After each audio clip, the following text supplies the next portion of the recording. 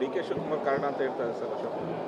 ನೋಡಿ, ಎಲ್ಲದಕ್ಕೂ D K Shivakumar ಯಾಕೆ ತತ್ತೀರಿ? ಡಿ ಕೆ ಶಿವಕುಮಾರ್ 9 ಬಾರಿ ಶಾಸಕರಾಗಿದ್ದಾರೆ. ಕರ್ನಾಟಕ ರಾಜ್ಯದ ಕಾಂಗ್ರೆಸ್ ಪಕ್ಷದ ಅಧ್ಯಕ್ಷರಾಗಿದ್ದಾರೆ. ಯಾರ್ದೇನೇ ಆದ್ರೂ ಡಿ ಕೆ ಶಿವಕುಮಾರ್ ಅಂತ ಅವ್ರ ಹೆಸರು ತರ್ತಕ್ಕಂಥದ್ದು ಏನಿದೆ? ಅದರಿಂದ ಅವ್ರ ಹೆಸರನ್ನ ಮಧ್ಯೆ ತರ್ತಕ್ಕಂಥದ್ದು ಸರಿ ಇಲ್ಲ. ರಾಜಣ್ಣ ಅವ್ರ ನೇರ ನಡೆನುಡಿನೇ ಇದಕ್ಕೆ ಕಾರಣ ಆಯ್ತಾ ಅಂತ? ಯಾರು? ಅವ್ರ ನೇರ ನಡೆನುಡಿ ಮಾತನಾಡ್ತಿದ್ರಲ್ಲ ಅದೇ ಆಯ್ತಾ ಅಂತ? ಒಂದೊಂದು ಸಾರಿ ನೇರ ನಡೆನುಡಿ ಸರಿ ಹೋಗ್ತದೆ, ಒಂದೊಂದು ಸಾರಿ ಸರಿ ಹೋಗೋದಿಲ್ಲ.